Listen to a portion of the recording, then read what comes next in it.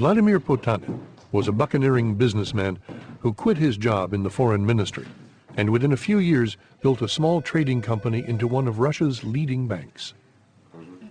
I decided to become a businessman at the moment when I understood that it is possible, because I grew in a country where it was not possible, and there existed even a special article in a penal code of the Soviet Union which punished entrepreneuring activity.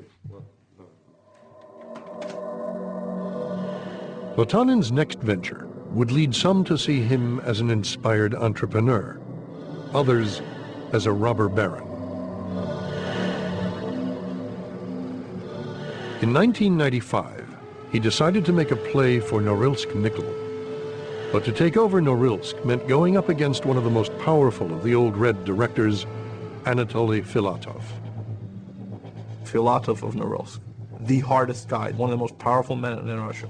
Potanin, who was at that time a relatively unknown person in this country, went up against this guy. Norilsk Nickel was the test case. Potanin needed allies. These were the richest of the new entrepreneurs. They came to be known and hated as the oligarchs. By 1995, we had a new business elite who, in my opinion, were efficient owners and qualified managers. But they had no property in their hands. That's why it was the struggle between old Red directors and the new managers who gained their money, let's say, themselves. To break the power of the Red directors, the oligarchs needed political support. It was politically very difficult to withdraw, let's say, this power from the Red directors. Even the government and even Chubais were not strong enough to win easily this struggle. It looked as if the communists were going to win the upcoming 1996 presidential elections.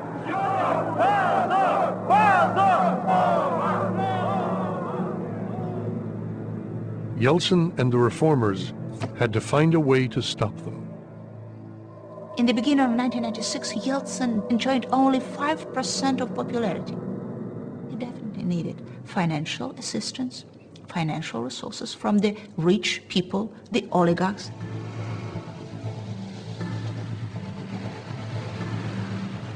The government and the oligarchs needed each other, and they needed to move fast.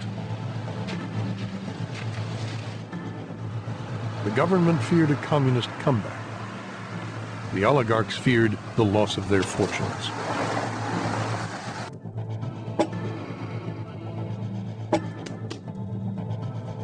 The oligarchs hammered out a secret deal that would enable them to acquire key industries at a knockdown price.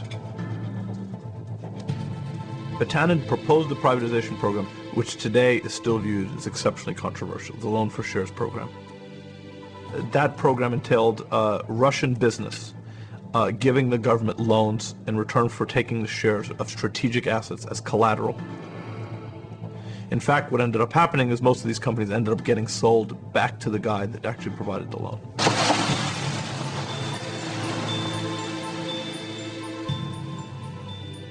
The oligarchs' money would help Yeltsin fight the presidential election.